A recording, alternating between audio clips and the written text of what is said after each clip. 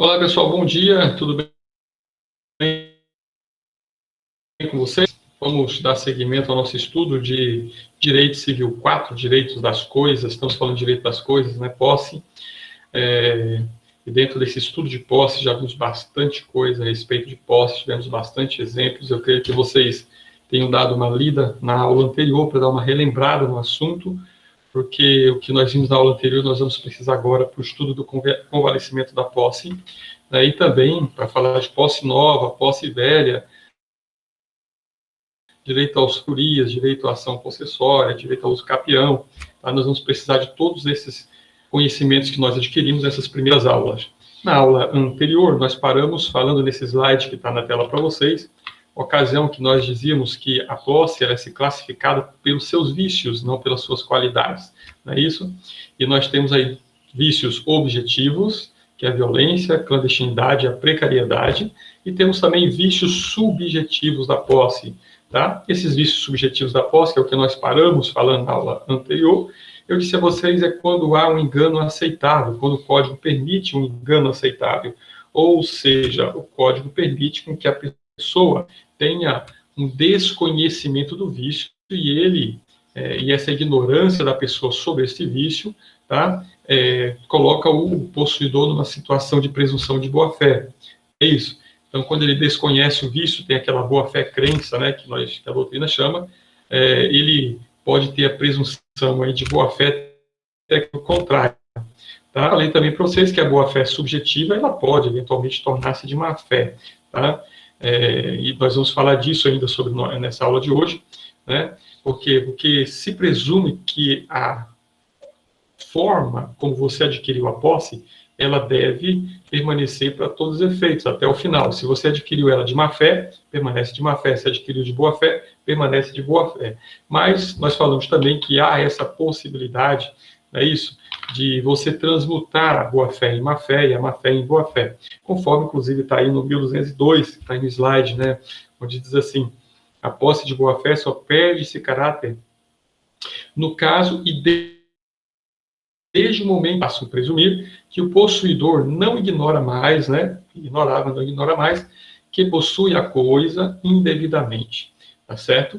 Então aí pode ser que naquele momento cesse a boa-fé desse possuidor e dali para frente ele passe a estar de má-fé, tá certo? E é isso que nós vamos falar exatamente nessa aula de hoje, vamos começar falando, né?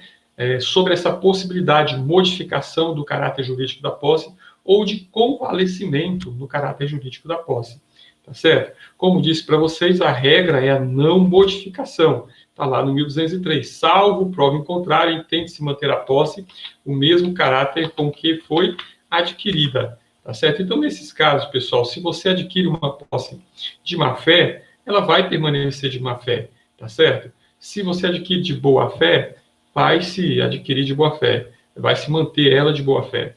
Se você adquire ela violenta, vai permanecer a violência. Se você adquire ela pela clandestinidade, vai permanecer clandestino, ou seja, é assim que se espera, e de acordo com o 1203, né? Mas lembre que o 1203, antes de ele falar que a posse ela se mantém no mesmo caráter com que foi adquirida, ela diz assim, salvo prova em contrário. Este salvo prova em contrário é o assunto da nossa aula de hoje, porque é a possibilidade de você convalescer a posse ou intervir na forma como você adquiriu a posse e modificar, fazer uma alteração, né, nessa forma como você adquiriu a posse. Certo? Se vocês lerem Cuidado 1203, vocês vão perceber que se o possuidor adquire a posse de alguma forma, ela se torna imutável, salvo prova em contrário. Querem ver um exemplo? Eu vou usar o nome de vocês. Posso usar o nome de vocês em exemplos? Não, vamos deixar isso para lá. Tício e Melvio, tá? Olha só, Tício adquiriu a posse violentamente de Melvio, tá certo? A posse de Melvio, ele adquiriu-a pela violência. Ele não tem um justo título e ele adquiriu a posse pela violência, tá certo? Presume-se que durante toda a duração dessa posse de Tício, essa posse vai ser violenta e injusta, tá? Porque ninguém pode mudar o caráter da posse. Se você adquiriu de acordo com 1203, se você adquiriu de uma forma, a regra é que ela permanece dessa forma como você adquiriu, tá certo? Em regra, pessoal, quem adquiriu uma posse injusta não pode transformá-la em justa. Essa é a regra, tá certo?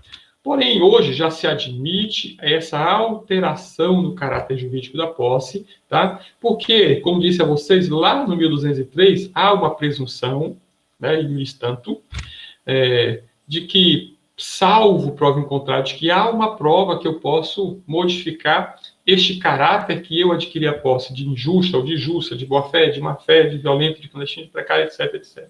Tá certo? Então, essa expressão no início do 1203 dá-nos a entender que, salvo exceção ao contrário, ou seja, que saindo da regra, nós temos algumas situações em que podemos fazer uma mutação da causa originária da prova, da posse, tá certo? E que situações são essas, tá?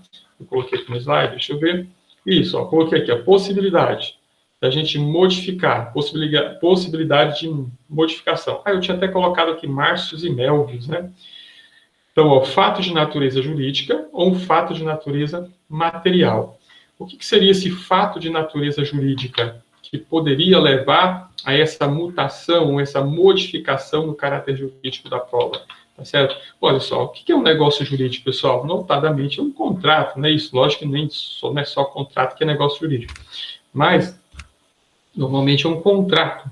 Então, fato de natureza jurídica. Então, em razão de uma relação jurídica, vamos dizer lá, de direito real ou de direito obrigacional, né, é facultado aí que o possuidor que mantém a posse objetiva ou subjetiva viciada, ele vem alterar o seu caráter, sanando esses vícios da origem ou da forma de aquisição dessa posse, tá certo? Isso através de um fato de natureza jurídica.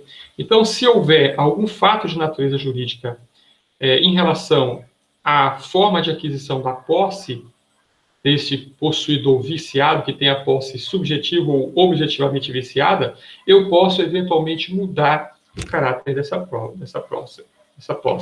Certo? Observe o slide de vocês, não tem Márcio e Melvios? Pois é, Márcios adquire violentamente a posse de um imóvel de Melvios, certo? Márcios invadiu pela violência, né? Não importa se física ou se ameaça, se aviso compulsivo ou se aviso absoluta, não importa, ele invadiu violentamente a posse desse imóvel de B. Só que, posteriormente, né, Márcios chega para B e fala assim, B, não entra com ação judicial de reintegração de posse, não. Quanto é que tu quer na tua casa? Me vende tua casa, eu gostei demais. Eu invadi ela, é verdade, mas eu gostei demais dessa casa, que a localização para mim é excelente. O negócio que eu quero fazer é excelente. Me vende tua casa. Certo? Ora, Melvin diz assim, rapaz, quer saber de uma coisa? Eu vou entrar com o processo de reintegração de posse, vou demorar anos e anos, vou tirar, eu vou arrumar o inimigo, eu não preciso dessa casa realmente. Quer saber? Eu te vendo, Márcios, eu vou vender a casa para você por R$200 mil. E Márcios pega lá e paga R$200 mil para Márcio, para Melvios, tá certo? Pessoal, vocês não conseguem compreender que, neste caso, houve uma espécie de legitimação superveniente, né, pela vontade do próprio esbulhado? Não é isso? Não foi Melvios que foi esbulhado? Não teve aí uma intenção dele voluntária de legitimar esta posse de Márcios através de quê? Através de um negócio jurídico, através de um contrato. Márcios pagou o valor da casa e ele agora não é mais um invasor, agora ele é um proprietário, tá certo? Ora, neste caso, por óbvio, eu vou ter uma mudança na origem dessa posse aí, ou seja, ou na causa possessiones, né? Eu vou converter essa posse de Márcios, que era de má fé, violenta e injusta, eu vou transformar isso para uma posse justa, tá certo? Vou transformar para uma posse justa. Então, a posse de Márcios, que era violenta, que era injusta, é isso, agora ela é uma posse justa. Por quê? Porque ele adquiriu com justo título. Ele não tem um justo título, não tem lá um contrato de Márcio, de Melvios vendendo para ele? Sim. Então, a posse dele, que era injusta, passou a ser agora uma posse justa. Certinho? Então, observe que nessa situação, a gente tem uma modificação, tá certo? Nesse caráter de aquisição da posse, através de um fato de natureza jurídica. Natureza jurídica. Certo? Ou também, como está aí no slide para vocês, um fato de natureza material, tá certo? Um fato de natureza material também pode fazer com que a forma de aquisição da posse se convaleça, tá certo? Convaleça pelo tempo, ou por esse fato de natureza material, certo? Então, de que forma aconteceria isso?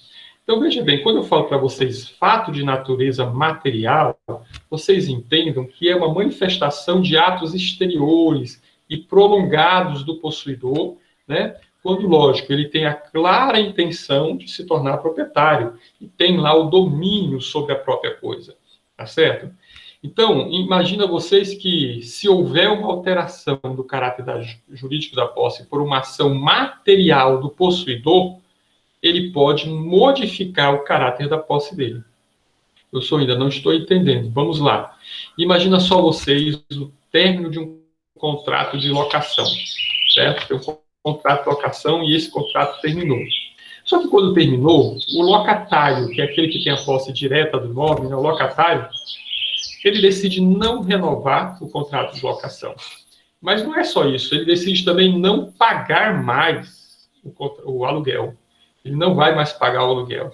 E tem mais, ele decide não deixar o imóvel, certo? Márcios, que locou o imóvel de Melvos, fala, Melvos, eu não vou mais pagar aluguel.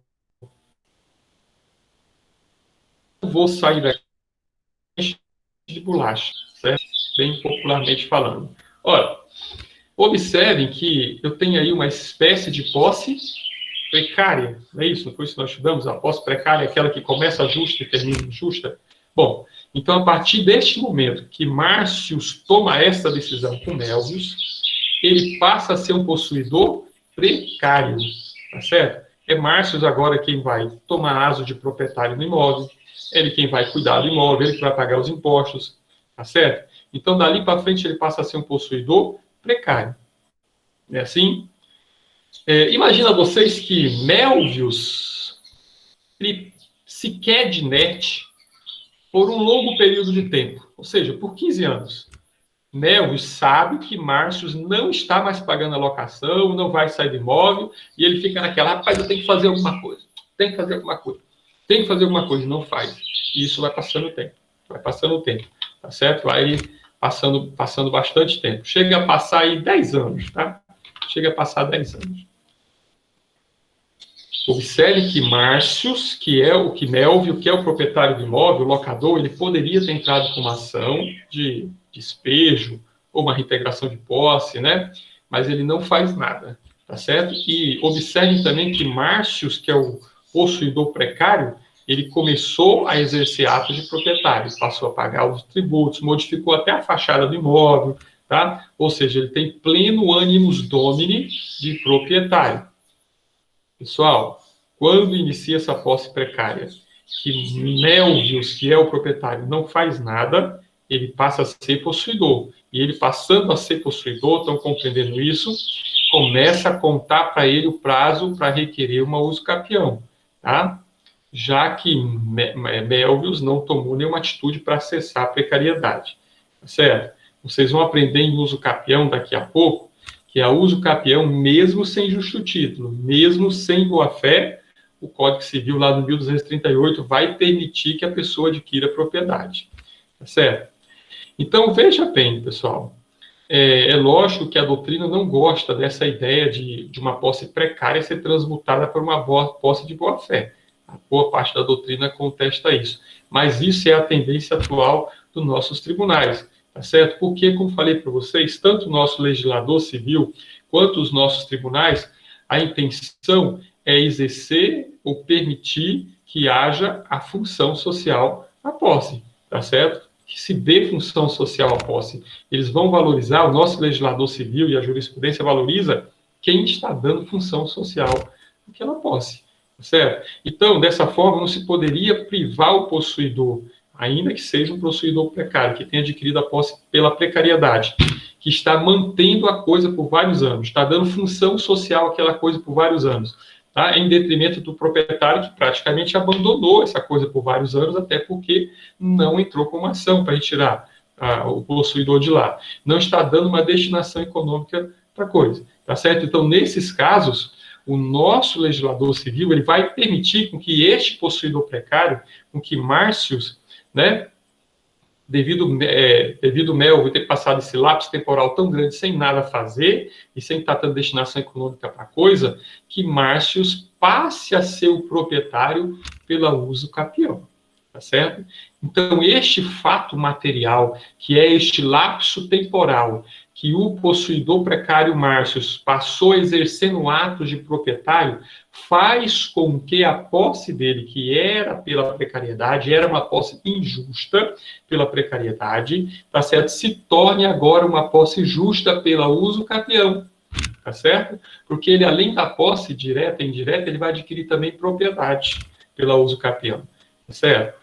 O grande problema é você determinar em que momento o possuidor precário passou a ter animus domini e em que momento o proprietário abandona a coisa para contar o prazo para uso capião. Então, lembrado, essa é a nossa maior dificuldade. Mas eu espero que vocês tenham compreendido que Márcios, por ter passado a exercer atos de proprietário, não ter pago mais aluguel, ele se tornou um possuidor precário. Não é isso? Vocês compreenderam essa parte? Pois bem, né? Deixa eu só permitir a Abigail entrar. Pois bem, neste exato momento em que Márcios deixa de pagar a locação, porque enquanto ele está pagando locação, pessoal, enquanto ele está sob a égide de um contrato de locação, ele não tem animus domini. O contrato, ele retira o animus domini da relação, tá certo? Então, enquanto ele estava ali pagando aluguel, ele poderia ter ficado 10 anos pagando aluguel. Tem posse usucapiones? Não tem. Por que que não tem? Porque ele não tem animus domini. Ele tem posse geral, genérica, para poder intervir contra um terceiro que queira tomar posse? Tem. Posse ele tem, mas não tem posse ad uso capione, tá certo? Então, neste caso, mesmo que ele passe 10 anos pagando aluguel, jamais ele vai ter posse para uso capião, porque ele não tem animus domini. Mas no momento que Márcios para de pagar a locação, se revolta contra o proprietário, diz que não vai mais sair e começa a externar atos de proprietário, dali para frente ele passa a ter posse uso capione, a não ser que o possuidor indireto, que era o Melvius, ele ingresse com uma ação judicial, porque aí, ele ingressando com a ação judicial, ele estará resistindo a essa posse precária e o Márcio será um mero detentor em relação a ele. Lembram disso, que nós já estudamos isso? Vai ser um mero detentor. Enquanto não cessar a violência, não cessar a precariedade, ele é um mero detentor. Tá certo? Agora, se Melvius não faz nada, Melvius, que é o locador, não faz nada por um lapso de tempo, aí sim, Márcios passa a ser possuidor e ele pode adquirir a propriedade desse imóvel pela própria uso capião. Como falei para vocês, basta que Márcios comprove em juízo o momento que ele deixou de ser locatário e passou a ser possuidor com animus domini, tá? Isso aí às vezes é difícil. Lógico que a doutrina tem alguns exemplos, né, para considerar exatamente quando o possuidor passa a externar atos de proprietário. Tá? Geralmente a doutrina vai dizer assim: a partir do momento que ele passa a pagar os tributos do imóvel e praticar os demais atos de proprietário sobre o imóvel, tá certo? Aí sim ele passa a ser possuidor com animus domini, tá? Nós temos, inclusive, pessoal, vou pegar aqui para vocês, eu acho que eu não coloquei no slide, não. Eu vou colocar aqui no chat para vocês, ó, enunciado 237 do CJF, tá? Enunciado 237 do CJF. Vocês olhem esse enunciado, que ele... Vou pegar aqui para vocês o enunciado. Deixa eu pegar aqui na internet. Eu vou colocar aí no AVA para vocês. Olha só, esse enunciado 237 do CJF, que é o Conselho da Justiça Federal, ele diz o seguinte, vou colocar aí no chat para vocês.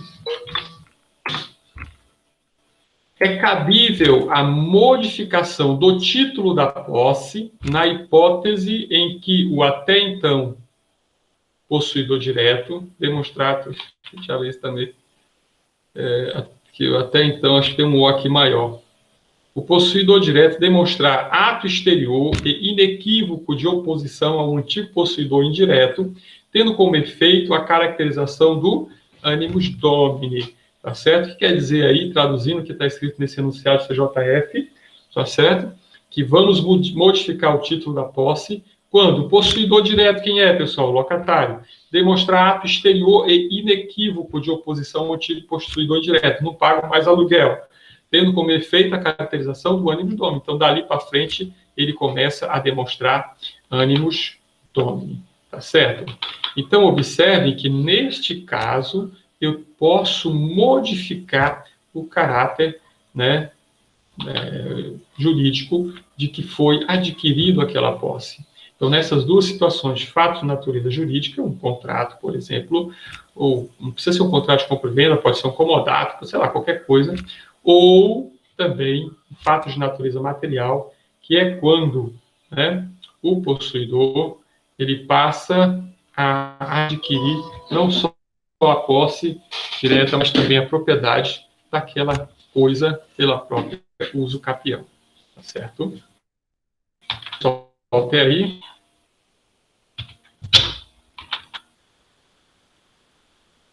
Aprendendo, tem perguntas, destranquem o áudio e façam as vossas perguntas.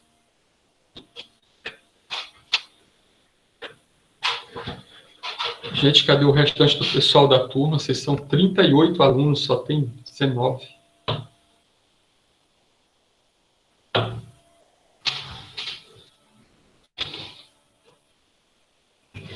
Professor, eu conheço alguém que invadiu um terreno e começou um plantio de frutas e verduras. Depois de anos, chegou um suposto dono e expulsou ele de lá. Nesse caso, ele tem direito de uso capião? Olha, depende, viu, Ana? Para mim te dizer, eu precisaria, para eu te dizer, né? Eu precisaria, vamos dizer assim, conhecer mais especificamente o caso. Porque, veja bem, quantos anos se passou? Depende. Era um terreno urbano ou rural? Depende. Era de que tamanho esse terreno? Era até 3 hectares, 5 hectares? Ou era um terreno urbano de até 250 metros? Tudo isso influencia numa resposta que eu poderia te dar. Tá certo? Ele tinha moradia lá ou ele só plantava frutas e verduras? Certo? Ou seja, são várias perguntas, né, que a gente tem que se fazer para eu poder te dar uma resposta se ele tem direito ou não a uso capião. Certo? Eu não daria para eu te dar uma resposta assim, bem passando, só olhando o que tu está dizendo. Precisa até saber da metragem do terreno, saber se é urbano ou rural e a quantidade de anos que ele passou na posse desse imóvel. Outra pergunta, o dono sabia que ele estava plantando lá? Porque se o dono não sabia, vocês sabem, né, que não cessa a clandestinidade até que o proprietário tenha conhecimento. Né? Então, são várias coisas que a gente tem que ir pontuando para dizer a um cliente se ele tem direito ou não ao uso capião. Certo? Beleza. Então, próximo assunto nosso, pessoal, é a união de... Próximo assunto não, ainda dentro desse mesmo assunto posse, né?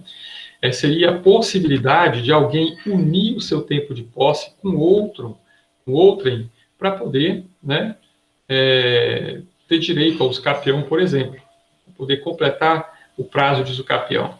É o que nós chamamos, pessoal, de união de tempo de posses, tá certo? Em latim, successio possessiones e accessio possessiones, tá certo? Então, vamos lá. Essa união do tempo de posse, essa possibilidade de você unir o teu tempo de posse com a de outra pessoa, tá certo? Está previsto lá no 1206 e no 1207 do Código Civil. Vamos abrir aí o 1206 e 1207. Quem que pode ler o 1206 para nós? Alguém está com o CC aí, com o Código Civil? Para que a gente possa ler o 1206? Quem encontrar, leia para nós aí bem alto, em bom tom. Eu posso ler, tá ouvindo? Você dá de ouvir?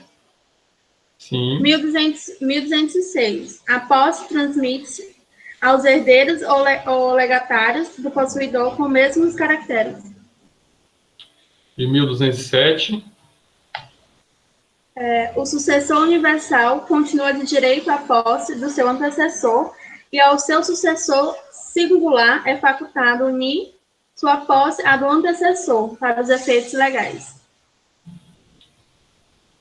Certo. Então, observem, pessoal, que o 1206, ele diz assim, né, como a Ayana leu, a posse transmite-se aos herdeiros ou legatários do possuidor com os mesmos caracteres, tá certo? Essa espécie de transmissão, olha que aqui o código fala em transmissão, ele está transmitindo a posse automaticamente, tá certo? Nesse caso, vocês observem que eu tenho essa possibilidade de fazer essa transmissão do tempo de posse. Ora, se eu posso transmitir, em outras palavras, eu estou unindo, né, o tempo de posse meu com o da outra pessoa, para fins, inclusive, de uso capião, tá certo? Para fins de eu ter prazo, ter tempo para requerer uma uso capião, certo? Então, no 1206, nós temos aí a espécie de sucesso possessiones, tá certo? E no 1207, de acesso possessiones, tá certo? Então, veja bem, na sucesso possessiones, deixa eu ver se eu coloquei isso no slide para vocês. Coloquei. Aquisição 1206 é por a sucesso possessiones, né, por aquisição mortis causas. Os herdeiros poderão contar o tempo de posse do decujus e ele dá de forma automática, não é isso? O que quero dizer com isso, pessoal? Veja bem, vou dar exemplo para ver se vocês conseguem compreender. Na sucesso possessiones, quando eu coloco sucesso, entendo vocês de sucessão, que vem de sucessão, né, de pai para filho, passa pela família. Então, imagina vocês que eu tenho aqui um pai com 3 filhos morando em uma fazenda, tá certo? De quem é a posse? Proprietário, pai, tá certo? O pai é que é o possuidor, certo? Então, o pai é o possuidor. Vamos botar um nome para esse pai? Vamos colocar aí que o pai é o tio Patinhas, tá certo? Quem ainda lembra das histórias do tio Patinhas? Acho que vocês nem lembram mais, né? Muitos de vocês nem sabem quem foi o tio Patinhas. Hoje ninguém mais lê história em quadrinhos. Todo mundo só lê agora o WhatsApp, tá certo? Então ninguém mais lê história em quadrinhos, sabe nem o que é isso. A geração mais nova nem sabe. Mas o tio Patinhas era um personagem do HQ, né? Dos quadrinhos, que na minha época nós líamos bastante. E ele tinha 3 sobrinhos. Tinha o Gastão, tinha o Peninha e tinha o Pato Donald. Não é isso? Eram os 3 sobrinhos do tio Patinhas. O Pato Donald é o azarado, o Peninha é o destemperado, doido, e o Gastão é o sortudo. Não é isso? Então, eles 4 moram em uma fazenda que é do tio Patinhas, que é o multi-arquimilionário, né? Ele é um arquimilionário. Eu não sei o que quer dizer arquimilionário, mas é alguém que tem bastante dinheiro, só pode. Né? Então, eles moram juntos. Tio Patinhas morre. Ei, precisa, digamos que tio Patinhas invadiu essa fazenda, tá certo? E já está há 5 anos nessa fazenda, morando junto com o Donald, o Gastão e o Peninha, tá certo? Estão lá morando 5 anos. O prazo para adquirir a uso capião dessa fazenda é 10 anos. 10 anos, tio Patinhas conseguiria adquirir a uso capião daquela fazenda, certo? Só que com 5 anos, tio Patinhas morre, falece, escafede, né? Vai para o céu dos patos. Ele é um pato. Então, tio Patinhas morre, não é isso? Ei, quem é que fica na fazenda? Donald, Gastão e Peninha. Eles são os únicos herdeiros de tio Patinhas. São os herdeiros necessários, direto de tio Patinhas. Quanto tempo de posse tio Patinhas ficou? 5 anos. Qual é o tempo de posse para adquirir a propriedade daquela fazenda pelo uso capião? 10 anos. Eu pergunto a vocês, será que quando o tio Patinhas falecer, o Donald, o Gastão e o Peninha vão precisar começar a contar um novo tempo de posse para uso capião? Ou será que eles vão dizer assim, puxa, Patinhas morreu, nosso tio morreu, já tinha 5 anos de posse. Mais 5 anos ele ganhava a propriedade, agora nós temos que esperar mais 10 anos Não é dessa forma. Sabe por quê? Por conta desse 1206, que diz que a transmissão da posse para os herdeiros do falecido é automática, tá certo? Transmissão de herança, pessoal, é automática, é um ato-fato. No momento que ela ocorre, né, no momento que acontece ali o fato gerador, vamos dizer assim, ela já se transmite aos seus herdeiros. Qual é o fato gerador? A morte do proprietário da herança. Tá certo? Então, se tio Patinhas, que era o possuidor, faleceu, automaticamente o seu tempo de posse se transmite aos seus herdeiros. É o que nós chamamos de successio possessionis, ou seja, posse pela sucessão. Certo? Então, Donald, Peninha e Gastão vão apenas ficar mais 5 anos na fazenda. Quando eles estiverem com mais 5 anos na fazenda, contando com os 5 anos que o tio Patinhas ficou, ele já tem direito a entrar com uma ação de uso capião, tá certo? Para adquirir a propriedade daquela fazenda. Laura tinha até coleção, né, Laura, de tio Patinhas? Laura era pequenininha quando lia tio Patinhas, garantia tinha uns 2, 3 aninhos. Né? Nariz escorrendo aqui, pingando em cima da revista, porque depois que Laura cresceu, duvido se ela compra ainda a revista em quadrinhos para ver. Né? Eu tinha coleção também, eu tinha coleção do Homem-Aranha, eu tinha número 1 do Homem-Aranha. Cara, eu me arrependo até hoje me arrependo. Eu troquei a minha número 1 do Homem-Aranha por um videogame. Aqueles videogames, aqueles primeiros que iniciou, né?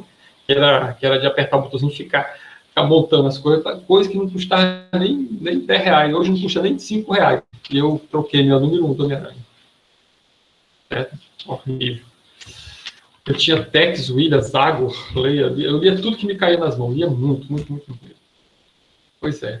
Então vamos lá. Vocês compreenderam a successio possessionis? Então, na successio possessionis, ela é um ato-fato. Faleceu o possuidor, seus herdeiros, seus legatários, né, automaticamente adquirem a posse dele e podem unir o tempo de posse daquele que faleceu, tá certo?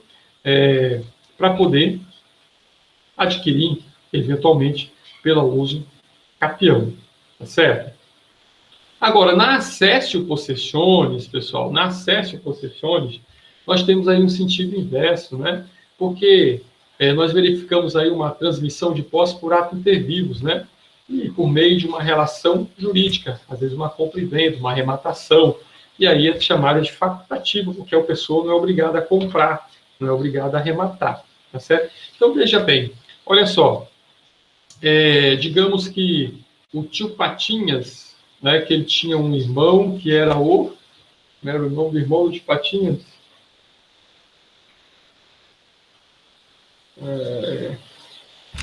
esqueci o nome do irmão do tio Patinhas. Mas digamos que o tio Patinhas tinha um irmão que era o tio Patão, tá certo? O tio Patão era irmão do tio Patinhas. Não, vou dizer irmão. Vamos dizer que o tio Patinhas vendeu, né, a fazenda. Ele vendeu a fazenda, ele não morreu. Ele vendeu a fazenda para a maga patológica, que era a bruxa, né? Era a bruxa da historinha lá. Então, toda história de criança, histórias antigas, não tem que ter uma bruxa. Eu fico impressionado como é que nós sobrevivemos, né, àquele tempo. Porque, meu Deus do céu, tudo para criança era assim, espantoso. Né? Tudo para criança era assim, sei lá, uma coisa absurda. E nós achávamos tão normal. Toda história infantil tinha que ter uma bruxa que ria. E tinha que matar um monte de gente. Né? Ou ao menos tentar matar. E o que mais? Até as musiquinhas infantis antigamente, meu Deus do céu. Não, aqui comigo, pessoal, rapidinho aqui uma digressão. Imagina essa musiquinha infantil de antigamente. Dorme, nenê, que a Cuca vem pegar. A Cuca é um monstro. Ela vai vir te pegar, viu, menino? Dorme que senão ela te pega. Papai foi na roça, a mamãe foi trabalhar. Ei, se papai foi para a roça, a mamãe está trabalhando, que diabo está ninando o nenê? É a Cuca. Rapaz, como é que foi? E o menino achava tão normal, o menino dormia. Não, já pensou? Papai está na roça, mamãe está trabalhando. Ou mamãe está para a roça, papai está trabalhando. E quem que está ali com o menino, então? É a Cuca. Já pegou o menino dormia na hora, só de medo. É incrível como é que era antigamente essas coisas, assim, ficar impressionado. Né? Mas, infelizmente, é assim mesmo. Então, olha só, o tio Patinhas vendeu, né, para o tio Patão a fazenda.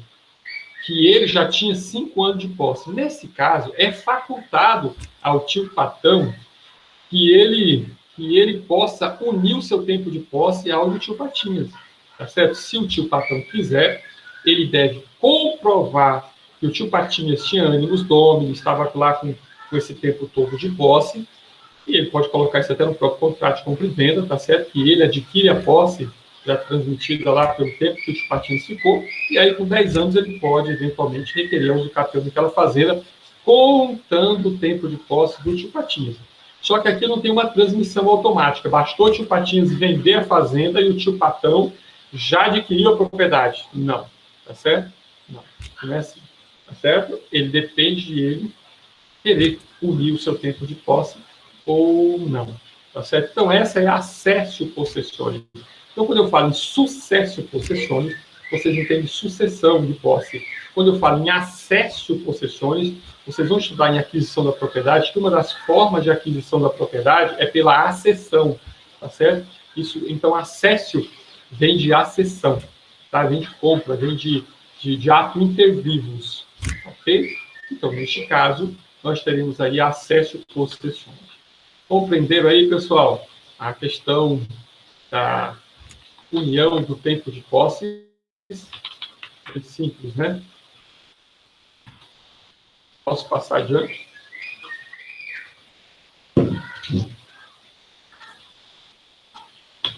Dúvidas?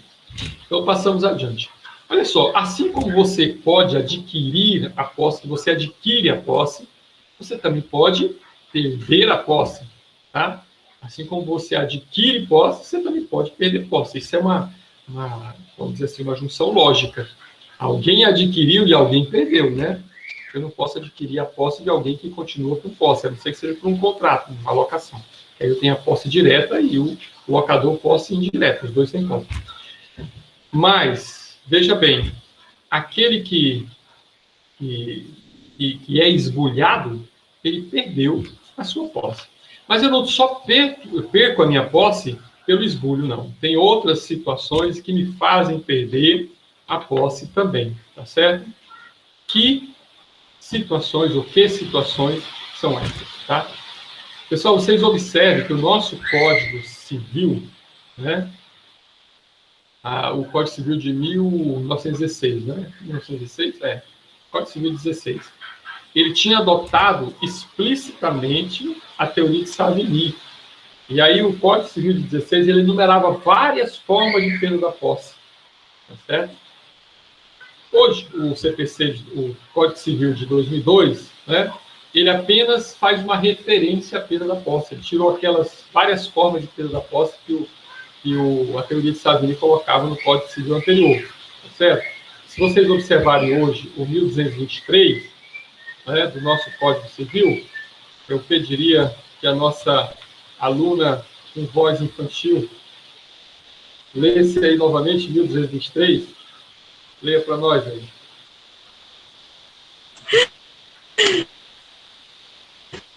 Seu olhinho. 1223. Achei. Perde-se a posse quando cessa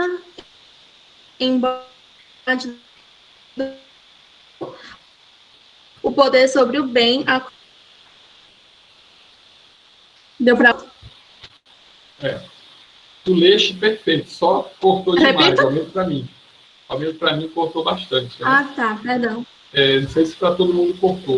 Quer que eu repita? Sim. Perde-se a posse quando cessa, embora contra a vontade do possuidor, o poder sobre o bem a qual se refere o artigo 1196. Massa. Então agora ficou bom. Foi? Então olha o que a Ana leu aí, né? Perde-se a posse quando cessa. E aí, olha só, embora contra a vontade do possuidor. Márcio está lá na posse. Melvius vem e toma a sua posse. Foi contra a vontade de Márcio? Sim. Cessou a posse dele? Cessou, ainda contra a sua vontade. O quê? O poder que ele tinha sobre o bem, tá certo? O qual se refere ao 1196, tá certo? O artigo 1196, vocês todos lembram que é o conceito, né, de posse. Considere-se possuidor todo aquele que tem de fato exercício pleno ou não de algum dos poderes inerentes de propriedade. É isso é o que está lá no 1196. Então, cessou para ele esses poderes inerentes à propriedade, ele perdeu a sua posse. Tá? Então, em outras palavras, a posse vai se acabar quando o possuidor se colocar em posição diversa na aquisição. Ou seja, quando o possuidor deixar de externar atos de proprietário. Ah, professor, mas ele deixou de externar porque ele foi esbulhado, não tem problema. E ainda que contra a sua vontade, ele perdeu a posse. Tá certo? Então, entendam que a posse pode ser perdida, conforme coloquei no slide para vocês. Deixa eu ver. Coloquei. Pelo esbulho, pelo abandono da coisa, pela tradição, pela perda ou destruição da coisa. Então, nessas 4 hipóteses aí, nós podemos perder posse. Tá certo? Podemos perder posse. Professor, o que é perder a posse pelo esbulho? Esbulho é quando você foi retirado da posse da coisa, quer seja pela violência, quer seja pela clandestinidade, quer seja pela precariedade. Tá certo? Lógico, lembrando que o esbulho clandestino só cessa depois de cessada a clandestinidade. O esbulho violento só cessa depois de ter cessado a violência. É a mesma coisa a precariedade, tá certo? Então, quando você é esbulhado, você sai da coisa, perde a posse da coisa, você fica impossibilitado de exercer os atos de proprietário. Ora, se você está impossibilitado de exercer os atos de proprietário, você não pode dizer que tem posse sobre a coisa. Tá certo? Então, o esbulho, ele automaticamente faz você perder a posse da coisa. Tranquilo? Mas não só pelo esbulho, pelo abandono da coisa. Professor, o que é o abandono da coisa? Certo? Pessoal, é aquela intenção deliberada de não exercer mais os atos de proprietário sobre a coisa. Certo? Você não quer mais aquilo para si. Se é uma coisa móvel, é fácil você abandonar, larga para lá. Quem se assomar da coisa vai adquirir a propriedade dela desde logo. Tá? Adquirir a propriedade. Certo? Agora, se é uma coisa imóvel, aí depende daquele lapso de tempo, de você deixar de pagar os tributos, né? Para demonstrar esse abandono, né? essa derelição aí de uma forma mais completa. Tá certo? Mas ainda assim você pode demonstrar o abandono, porque se alguém invade o teu imóvel e você passa vários anos olhando sem fazer nada, grosso modo, dá-se a impressão de abandono. Tá certo? Que você não quer mais aquilo ali. Abandonar é você jogar para fora. Não quero mais, não quero nem ver mais essa coisa na minha frente. Tá certo? E aí outra pessoa passa a ocupar aquilo que era seu. Às vezes a gente vê isso nas relações familiares, né? Acabou que não quer mais a mulher, o outro passa a tomar de posse, tomar posse. Não é assim? Ou então a mulher não quer mais o homem, ou a outra toma posse também, e aí, né, vai para frente. Certo? Então, o abandono é caracterizado exatamente por isso. Quando a pessoa não tem mais intenção de exercer ato de proprietário naquela coisa, nem de nada. Ela simplesmente deixa a coisa ao léu. E aquele que acha coisa de ninguém, uma res nullius, vocês já aprenderam isso, né? Lá em Direito Civil 2, né? Quando estudava Teoria do Fato Jurídico, né? Aquele que se assenhora, ou melhor, aquele que encontra uma coisa de ninguém, para logo ele se assenhora e para logo se torna também possuidor, proprietário daquela coisa. Se é coisa de ninguém, qualquer um pode se tornar proprietário dela. Certo? Então, nestes casos, observem que o abandono também faz com que a pessoa perca a posse da coisa. Pela tradição, vocês sabem que é tradição, né, pessoal? Tradição é a entrega da coisa a quem de direito. Imagina só que Március invadiu a propriedade de Melvio, né? Invadiu a propriedade de Melvio. Só que Melvio é um bruto monstro, matador de gente, e Márcio não sabia. Aí, quando Melvio descobre que Márcio sabe que Melvio é um matador, né, que Melvio é mauzão, Márcio fala assim, quer saber de uma coisa? Melvio, está aqui para a propriedade. Pega, estou fazendo a tradição para você, estou entregando para vocês. Não quero não, meu filho. Ou seja, a tradição, estou falando um exemplo assim, bem esdrúxulo, né? Mas a tradição da coisa, a entrega da coisa pelo invasor ao proprietário, automaticamente, né, faz com que esse possuidor, que era um invasor, aí ele resolveu fazer a tradição da coisa para o real proprietário. Ele perdeu a posse que ele tinha. Eu estou falando isso em relação ao imóvel, porque fica mais fácil vocês compreender. Mas pode ser também em relação a móveis. Certo, pessoal? Não tem problema algum. Então, pede-se a posse também pela tradição, pela entrega da coisa ao proprietário ou possuidor. E por óbvio também, né, pessoal, se a coisa deixar de existir, como é que eu posso ter posse de algo que não existe? Né? Não tem como, né? Eu tenho posse da Lua, a Lua existe, mas eu tenho acesso a ela? Então não tenho. Nem posse indireta da Lua, né? Se bem que antigamente, né, os astros celestes, eles eram de posse universal. Todo mundo podia admirar a Lua, todo mundo podia falar sobre ela, todo mundo podia cantar canções sobre ela, fazer versos de poema. Né? Eu até tenho um verso que eu fiz na época que eu convenci a minha esposa a casar comigo, eu fiz um verso usando a Lua para ela, ela ficou apaixonada, até hoje está apaixonada. Fadime, lá vem a Lua saindo, redondinha como um tijolo, tire a cabeça da janela, senão o cavalo te cospe. Ela ficou apaixonada, quando eu falei na Lua, tá? Então hoje, daqui uns dias, nós vamos poder fazer versos para a Lua, né? Porque já tem aí uma, não sei se vocês viram na internet, né? A Rússia e a China fizeram uma parceria para eles montarem uma estação internacional na Lua, né? Daqui a pouco a gente não pode mais nem olhar para a Lua, porque o russo e a China, não, opa, se olhar tem que pagar. Aí eu não vou poder mais fazer um poema da Lua, porque a Lua agora é chinesa e russa. Então, rapaz, essa nossa sociedade está se evoluindo de um jeito que daqui a pouco, até para respirar, nós vamos ter que pagar. É isso? Até para respirar, nós vamos ter que pagar. Infelizmente, né?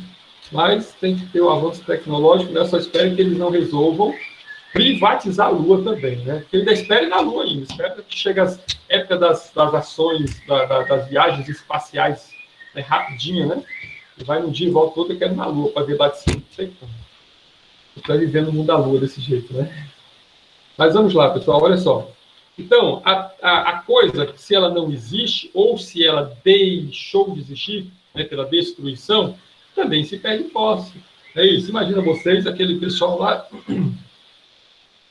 Desculpa, aquele pessoal lá de Brumadinho, né, que tinham a propriedade, às vezes a posse apenas, daquelas casas em que ficou 5, 6 metros embaixo da lama.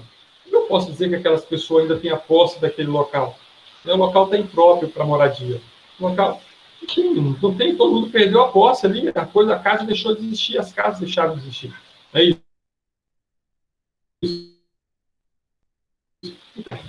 Não existe a coisa se destruiu, se acabou, perdeu a posse também sobre ela. Ah, professor, mas a propriedade? Não, tudo bem, se eles têm um título de propriedade, pode ser que eles continuem com a propriedade, apesar de estar 5 metros abaixo da terra.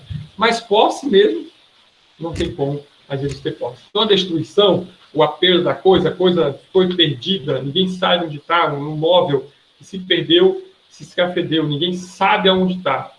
Eu tenho posse dessa coisa? Não tenho. Certo? Não tenho posse da coisa também, porque ela não existe, mas ela está perdida. Tudo bem? Dúvidas até aí, pessoal? Perguntas?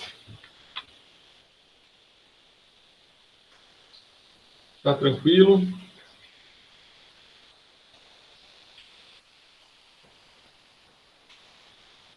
Alguém quer fazer alguma pergunta? Alguém quer fazer alguma posição?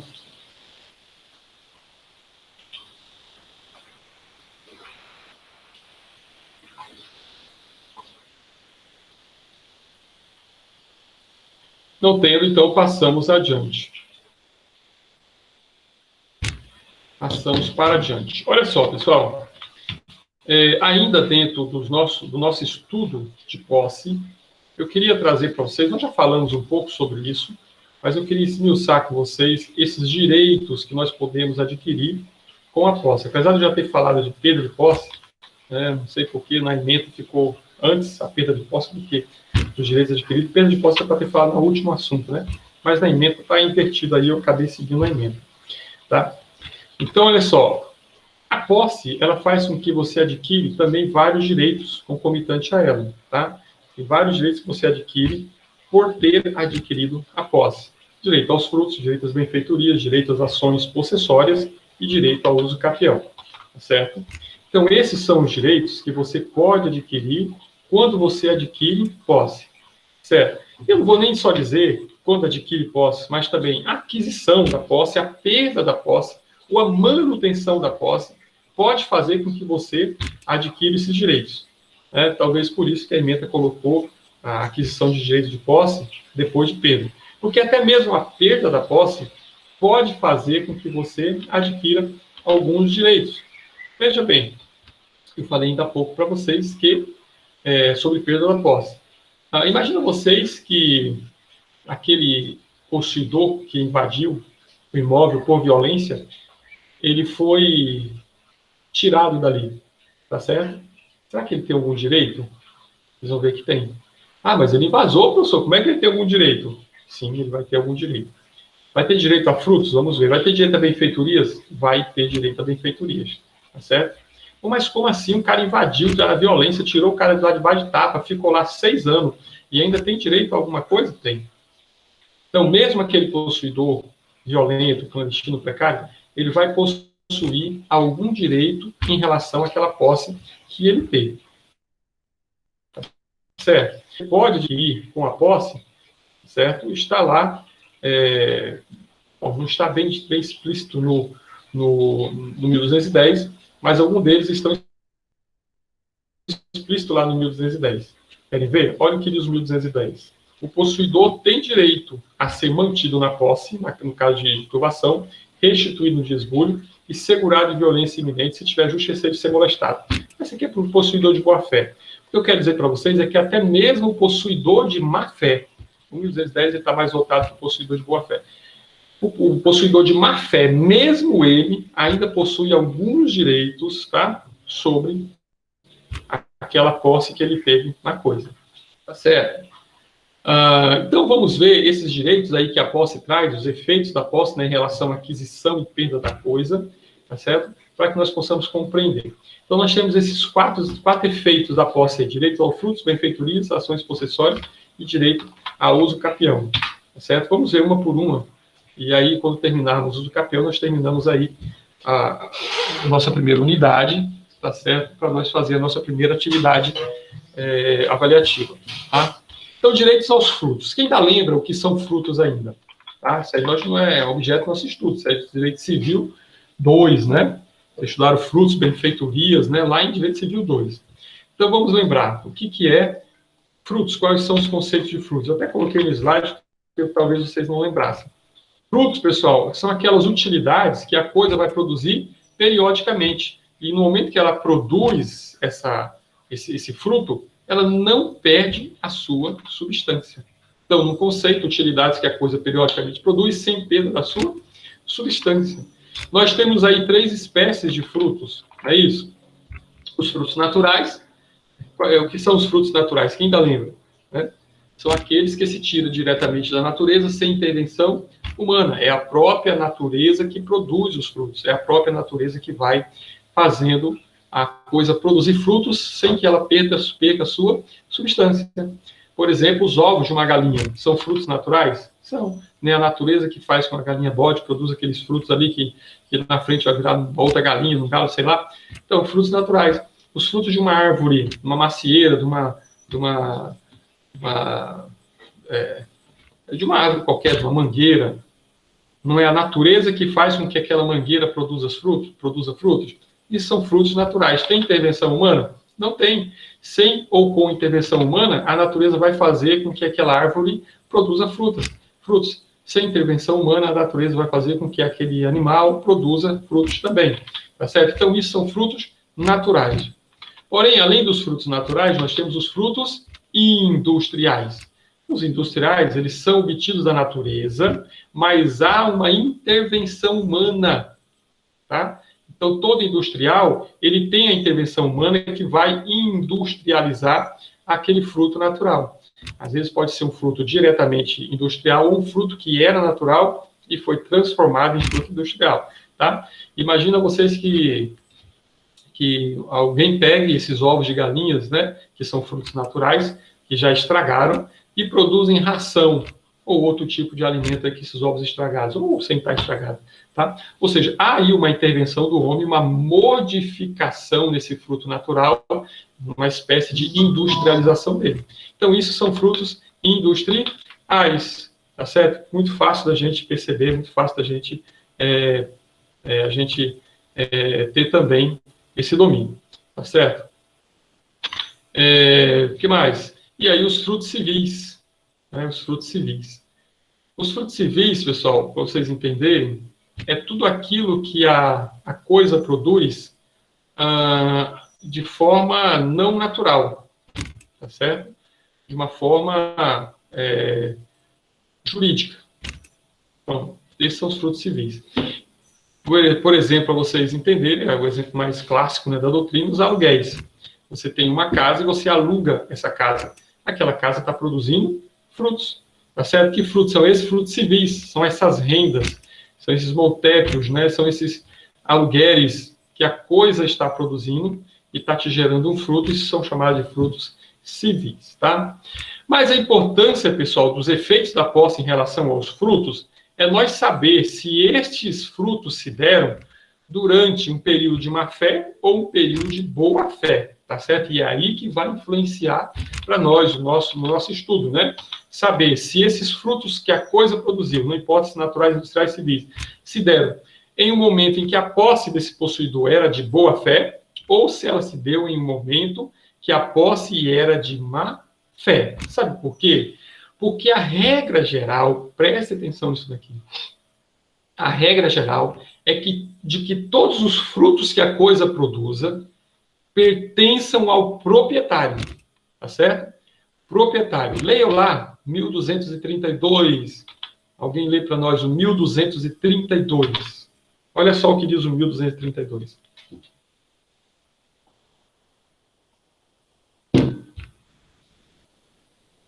Alguém?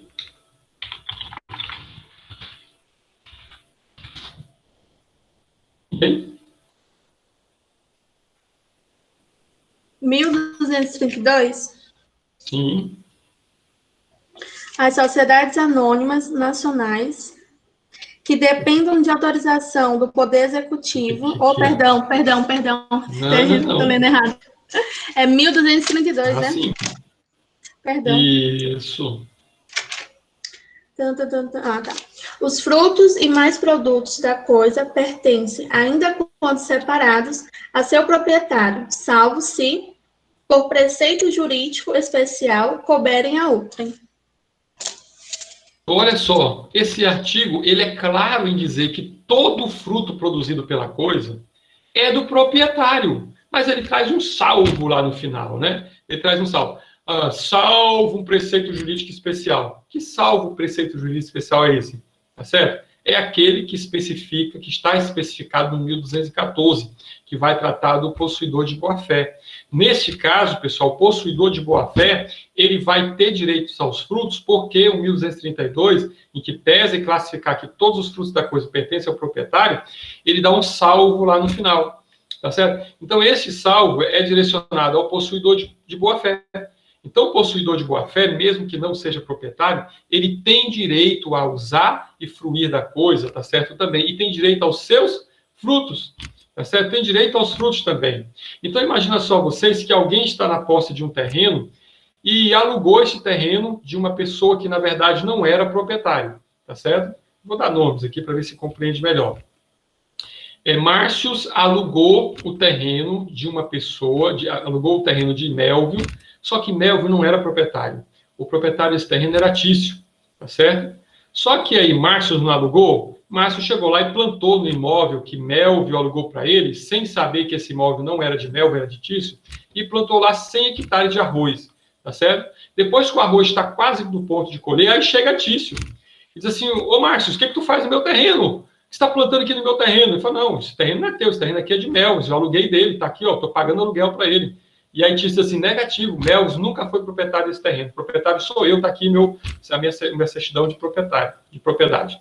Eu pergunto a vocês, Márcio não estava com justo título, não tinha lá um contrato de locação? Ah, professor, mas esse contrato é nulo porque Melvis não era proprietário, não. Vocês já estudaram isso comigo, né? Que nos direitos reais eu não vinculo aí com direitos obrigacionais, tá? Importa a forma como eu adquiri a posse. Se a posse foi com justo título, até que se prove o contrário, ela é de boa fé, ela é uma posse justa, tá certo? Imagina só vocês que se Tício entrasse com uma ação contra Márcio tivesse que entregar todos os seus 100 hectares de arroz que ele investiu ali para Tício. Isso não haveria uma injustiça, né, para Tício, para Márcio, que de boa fé plantou ali, gastou dinheiro, gastou 100 mil reais para plantar aquele arroz?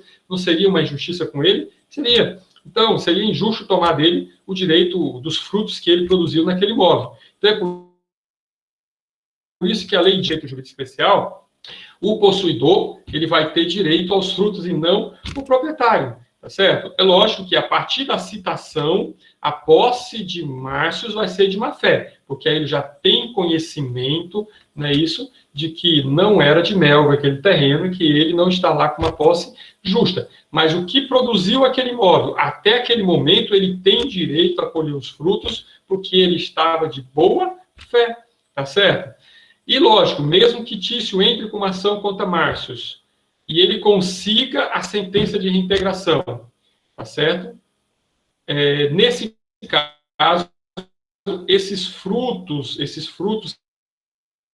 que ele já colheu é dele, é de Márcio, os colhidos é dele, mas a partir da citação, os frutos que forem produzidos no imóvel já não é mais dele, é do proprietário. Tá certo? Porque o 1214, lá no parágrafo único, diz que os frutos pendentes é do proprietário. Tá certo? Conseguiram compreender isso, pessoal? Esse exemplo que eu dei para vocês, é interessante que vocês compreendam. Os frutos, a regra geral, pertencem ao proprietário. Porém, salvo um preceito jurídico especial, que no caso é um possuidor de boa-fé, tá certo? Que está lá com posse justa. Então, os frutos pertencem a ele, até que essa posse dele deixa de ser de boa-fé e passa a ser de má-fé. Passou a ser de má-fé, aí sim vai ser do proprietário, não dele mais. Mas como ele originou esses frutos na boa-fé, será que o proprietário tem que indenizá-lo? Nós vamos ver que sim, tá certo? Então, vai ter que indenizá-lo. Diga, Augusto. Professor, bom dia. Dá para ouvir? Uhum. Professor, não entendi. O senhor falou rápido. Pois é. Vamos supor que eu plantei o arroz. Tudo bem. Aí eu estou colhendo esse arroz. Quando eu colho 50% do arroz, aparece lá o dono da terra, né? E diz que eu não tinha esse contrato, que esse contrato de aluguel não era válido e tudo mais. E aí eu recebo a citação. Então, quer dizer que esses 50% que eu colhi são meus e os outros 50% que eu ainda vou colher eu vou ter que dividir com o proprietário, é isso? Dividir não, é totalmente do proprietário, é dele. A partir da má-fé, a partir que cessa a tua boa-fé, todos os frutos são do proprietário. É o que diz o artigo que nós acabamos de ler. Certo? São do proprietário. É só isso que eu dúvida. Certo. Então, enquanto você está de boa-fé, sim, você tem direito aos frutos. Cessou boa-fé, os frutos são do proprietário. Tá certo? O que Augusto está dizendo é o seguinte, pessoal. Ele está dizendo o seguinte. Eu vou colocar o nome de vocês, para ver se vocês conseguem compreender. O Augusto, ele é um empreendedor, um agropecuarista empreendedor. E ele sabe que tem uma fazenda ali em São Joaquim, que o Matheus está tomando de conta. Tá certo? E o Matheus está lá com a fazenda abandonada, a fazenda está somada. O Augusto chega para ele, Matheus, arrenda essa fazenda para mim, que eu quero plantar arroz nela. Eu já vi que aqui é uma terra boa para arroz. E o Matheus, não, Augusto, arrendo sim na hora, está parado, eu não estou fazendo nada, e faz lá um contrato de arrendamento com o Augusto. O Augusto, de posse desse contrato de arrendamento, todo mundo diz que a fazenda é do Matheus, para todo mundo lá a fazenda é do Matheus. Então o Augusto pega esse contrato de arrendamento e pega 100 mil reais e investe nesse terreno, faz uma limpeza, faz o plantio, né? E tá lá, um plantio de arroz lá, 100 hectares de arroz, tá certo? Vai dar aí para o Matheus aí um lucro aí de quase R$1 milhão, tá certo? Principalmente no preço que o arroz está hoje. Então, quando começa a cega do arroz, né, que vão começar a tirar o arroz, o Augusto retira 50% da produção do arroz e já vendeu. Pegou e já vendeu, já tinha gente esperando. E quando ele vai colher os outros 50%, chega a Carla e diz assim: Augusto, esse terreno nunca foi do Mateus, essa fazenda aqui é minha, está aqui a prova. Você arrendou de alguém que não é proprietário. Bom, o Augusto tomou conhecimento, né, que ele alugou gato por lebre, ele comprou gato por lebre, né, ele estava pagando um arrendamento para quem não era proprietário, tá certo? Ora, o Augusto vai ter que devolver, já que diz o artigo 1213, né, que os frutos pertencem ao proprietário, 1232, perdão, que os frutos pertencem ao proprietário.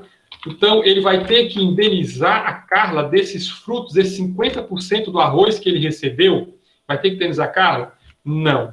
Por quê? Porque o 1214 diz que os frutos pertencem também ao proprietário, ao possuidor de boa-fé. Quer ver? Lê o 1214, pessoal. O possuidor de boa-fé tem direito, enquanto ela durar. Durar o quê? A boa-fé aos frutos percebidos. Vocês sabem que os frutos percebidos é aqueles que já foram colhidos, não é isso? Já estudaram frutos, por isso que eu estou falando rápido, achando que vocês estão com a aula de frutos na cabeça. Tá certo? Tem que lembrar das aulas anteriores para que possam entender as posteriores. Por isso que eu sempre digo, no início de cada período, leiam todo o material do período anterior, que vocês vão precisar. Tá certo? Então, frutos percebidos é aqueles que já foram colhidos. Então, olha, aqueles que foram colhidos pertencem ao possuidor de boa-fé. Augusto não estava de boa-fé até Carla aparecer? Estava. Ele tem que indenizar Carla desses frutos percebidos? Neca de Pitibiriba. Mas lembra que foi só 50% que ele colheu, que ele percebeu? Os outros ainda estão ainda pendentes? Os outros são frutos pendentes, os outros 50%? Sim. E nesses outros 50%, o Augusto está de boa ou de má fé? Ele já não está mais de boa fé. Cessou a boa fé, porque ele viu que aquele aluguel que ele tinha feito, aquele arrendamento, foi de pessoa a non domino. Foi um arrendamento a non domino, de quem não era dono. Então a posse dele se transmuta de boa para má fé. Não é isso? Dali para frente ele está de má fé. O possuidor de má fé tem direito aos frutos? Eu vou dizer para vocês que não. Tá certo? Vou dizer para vocês que não tem direito aos frutos. Ora, se ele não tem direito aos frutos, tá certo? Então, ele tem que indenizar a Carla. Indenizar não, ele tem que entregar esses frutos para a Carla. Por quê? Porque o 1232 diz que os frutos é do proprietário, tá certo?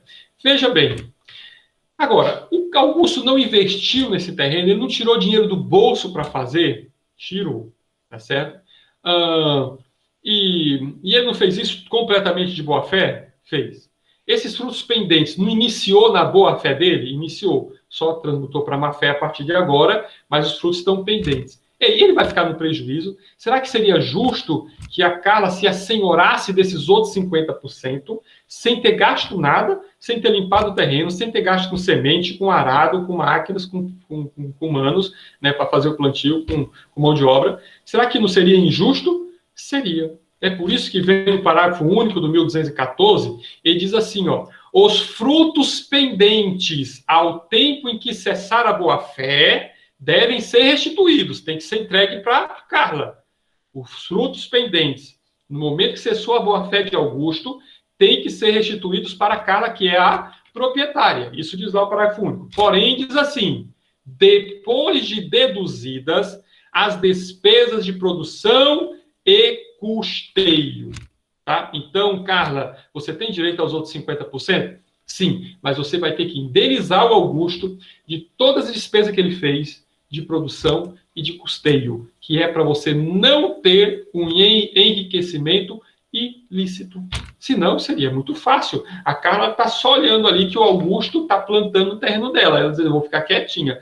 Quando tiver plantadinho lá no ponto de colher, eu apareço com a minha ação judicial e provo para ele que eu que sou proprietário e tenho direito a tudo e vou ficar numa boa sem ter gasto um centavo. Isso seria um absurdo.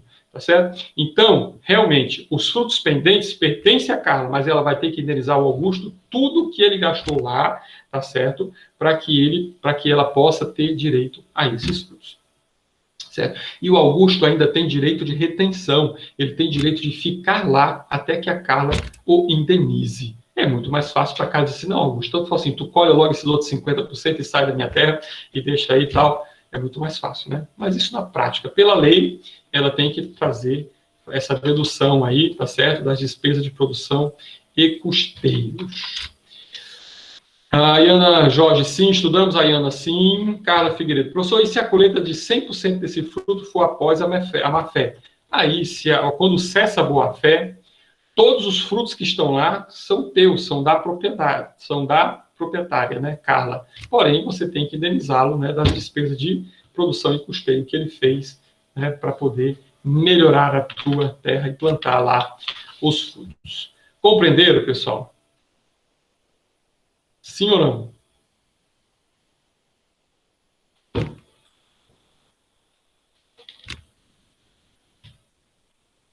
Sim ou não, pessoal? Compreenderam sim ou não? Preciso saber que vocês... Sim, beleza. Imagina só essa situação. O Augusto, quando ele descobre que todo aquele trabalho dele foi em vão, por exemplo, ele nem colheu 50% ainda. Depois que ele plantou todo o arroz está lá crescendo, coisa mais linda. Eu sou apaixonado pela agricultura, pessoal. Eu planto aqui em casa de tudo. Imagina assim, aquele campo assim que se perde de vista, todo verdinho, né? O arroz brotando. Isso é muito lindo, isso é divino. O cabra não quer mais nem morrer. É isso. Ainda mais se tiver um gadozinho no curral mugindo para ele pegar um leitinho e fazer um queijinho. Rapaz, eu não sei para que eu moro na cidade. Não sei para que eu moro na cidade. Eu ia para morar no interior. Eu nasci para a cidade. Mas, infelizmente, sou liso, não tem como morar no interior liso, né? Aí é difícil. Certo? Então, os Campos de Maratá, né? Pois é. Então, aquela coisa linda. Às vezes, lá em São Paulo, a gente vê muito isso, né? A gente passa em fazenda de cana-de-açúcar, em canavial, que você passa um dia de carro andando dentro do canavial e não termina. É grande demais. Então, lá em Laranjal, né? Lá em apesar da cidade de Laranjal Paulista já ter o nome de Laranjal, lá não cultiva laranja, cultiva laranja de bebedouro, né? Que é vamos dizer assim, o ponto de chance, né? Que exporta laranja até para cá. Um laranjal da Copecite, você não vê fim, você vê só aquele mar, aquele oceano de verde. Aí quando está madura, você vê aquele oceano de verde com amarelo. Coisa linda, é maravilhoso. Então imagina só, o Augusto ele está vendo lá o arroz dele todo verdinho, quase no ponto de colher. Aí acontece uma situação dessa. E a Carla chega e diz que ele não tem direito a nada, que ele vai ter que entregar tudo para a Carla, que ela vai indenizar a produção e custeio dele, entendeu? Mas ele não vai colher o arroz, não vai ter o prazer de colher o arroz. Pode ser que o Augusto fique tão injuriado, tão deprimido, tão cansado, que ele diz uma coisa. Quer saber de uma coisa? Ele vai lá de madrugada e destrói todo o arroz, toca fogo, passa a máquina, derruba, fala, nem meu, nem de ninguém também. Eu não quero indenização, estou tão injuriado que eu vou arrebentar com tudo. E vai lá e arrebenta com tudo. Dá perca total no arroz. E aí? Ele pode simplesmente sair sem a indenização dele, sem a indenização de custeio e produção, já que ele destruiu, a Carla é obrigada a indenizar ele. O que vocês acham?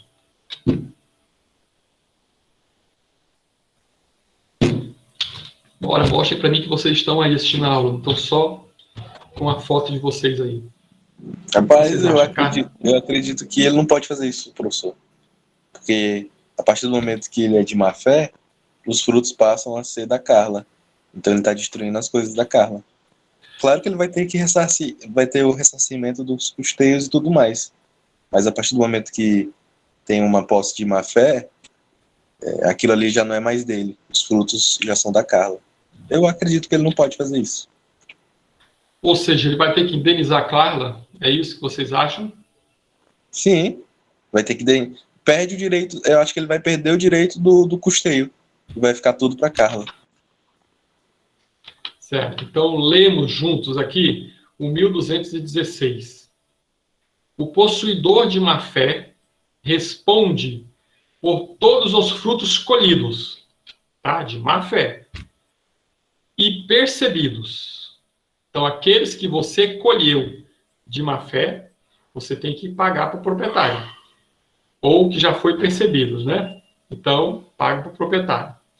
Bem como pelos que, por culpa sua, deixou de perceber. Desde o momento em que constituiu de má fé, tem direito de total. Então, ou seja, até mesmo aqueles que você deixou de perceber por culpa sua, Augusto, você vai ter que indenizar a Carla.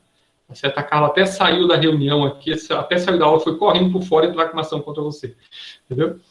Porque, neste caso, você vai ter que indenizar a Carla, você vai ter que responder. Tem direito a tua despesa de custeio? Tem, mas só que ela vai ser abatida do valor que você tem que indenizar a Carla. E pode ser que o valor que você tem que indenizar ela é muito maior do que as tuas despesas de custeio. Tá certo? Então, tem que ter cuidado com isso. O possuidor, quando ele descobre que ele comprou gato por lebre, ele não pode sair chutando o pau da barraca, porque ele vai ter que pagar uma indenização ainda. A gente perder tudo e ainda paga ainda uma indenização. É isso? Beleza. Dúvidas, pessoal? Já é 9h32, né? Vamos fazer um intervalo? Alguém tem alguma pergunta? Se tiverem, façam aí depois do intervalo. Vamos para o intervalo e aí a gente volta aqui às 9h47, tá certo? Tchau, tchau. Diga. No caso, o artigo